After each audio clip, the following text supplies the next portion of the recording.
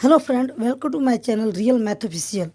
तो बच्चों, आज मैं मैथमेटिक्स के कुछ फार्मूले बताने जा रहे हैं जो आपके 10th क्लास में बहुत ही उपयोगी होगा।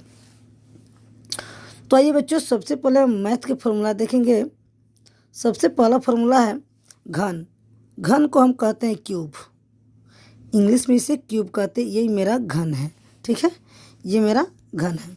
तो आइए, घन का संपूर्ण पृष्ठीय क्षेत्रफल होता है। तो देखिए, घन का संपूर्ण पृष्ठीय क्षेत्रफल 6a², जहाँ ये हमारा भुजा है।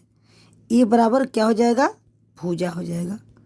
ये हमारा भुजा है, तो इसको हम बोलेंगे घन का संपूर्ण पृष्ठीय क्षेत्रफल 6 गुणे भुजा स्क्वायर, ऐसे ही बोल सकते हैं। देखिए, घन में जो साइड होता है उसी को हम भुजा कहते हैं। ये सारे साइड आपस में इक्वल होते हैं घन में, इसलिए इसे ए से सूचित करते हैं और इसे भुजा माना जाता है, ठीक है। अब घन का बाह्य पृष्ठीय क्षेत्रफल, घन का बाह्य पृष्ठीय क्षेत्रफल क्या होता है? तो इसका बाह्य पृष्ठीय क्षेत्रफल 4a² होता है, 4a² होता है। अब आ जाएगा घन का आयतन। तो घन का आयतन क्या होता है? तो बच्चों, घन का आयतन a³ यानी भुजा क्यू होता है। घन का आयतन हमारा भुजा क्यू होगा। अब आएंगे दोस्तों घनाभ में। घनाभ में देखते हैं, ये हमारा घनाभ है और घनाभ में हमारा लंबाई, चौड़ाई और ऊंचाई तीनों होता है। लंबाई को l से और चौड़ाई को b से और ऊंचाई को h से सूचित करते हैं। तो कह रहे हैं कि घनाभ, घनाभ को क्यूबॉइड कहते हैं और घनाभ का संपूर्ण पृष्ठीय क्षेत्रफल होता है 2 × LB + BH + HL, 2 × LB + BH + HL। यानी इसको हिंदी में कहेंगे लंबाई गुणे चौड़ाई प्लस चौड़ाई गुणे ऊंचाई प्लस ऊंचाई गुणे लंबाई।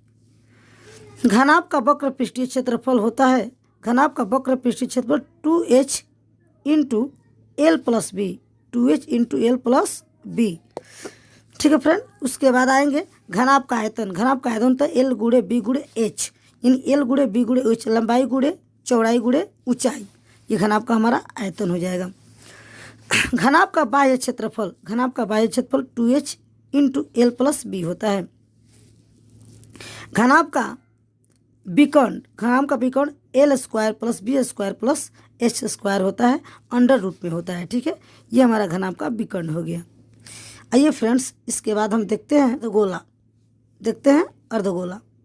अर्धगोला का ये हमारा जो है अर्धगोला है। ये जो हमारा दिखाई दे रहा है फिगर, वो अर्धगोला है। अर्धगोला के माने होगा कि आधा गोला। देखो यहाँ पे आधा गोला दिख रहा है, ये सेंटर है, यानी इसको केंद्र कहते हैं। केंद्र से लेकर परिधि तक की दूरी को ही हम त्रिज्या बोलते हैं, यानी आर बोलते हैं। इसको क्या बोलते हैं? आर बोलते हैं। यही हमारा आर है, यानी त्रिज्या है, ठीक है फ्रेंड्स। अब आइए अर्धगोला का क्षेत्रफल जानते हैं। अर्धगोला का वक्र पृष्ठीय क्षेत्रफल 2πr² होता है, 2πr² हो जाएगा। अर्धगोले का संपूर्ण पृष्ठीय क्षेत्रफल 3πr² होता है, जहाँ पाई के मान 22/7, अन्यथा जब तक ना कहे। अगर किताब कहेगा पाई के मान तो 3.14 भी होता है, ठीक है फ्रेंड्स।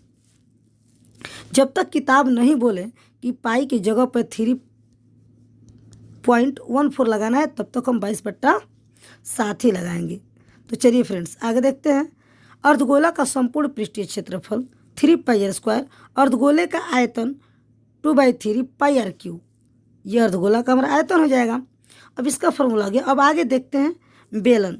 सिलेंडर क्या होता है बेलन में देखेंगे। तो आइए बेलन में देखते हैं। ये हमारा जो दिखाई दे रहा है, ये हमारा बेलन है। ये वाला ऊंचाई कहते हैं और ये गोला दोनों सिरों पे इसका गोलाकार है।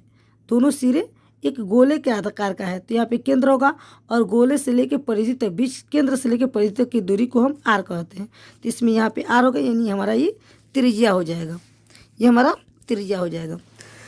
आइए हम बेलन के क्षेत्रफल को जानेंगे। देखिए, बेलन का वक्र पृष्ठीय क्षेत्रफल 2πrh होता है। बेलन का संपूर्ण पृष्ठीय क्षेत्रफल जो होता है 2πr × h + r हो जाएगा। बेलन का आयतन जो होता है πr² होता है, πr² होता है, ठीक है फ्रेंड्स। आशा करते हैं कि आप लोग इसको बेहतर ढंग से समझ गए होंगे। गोला क्या है?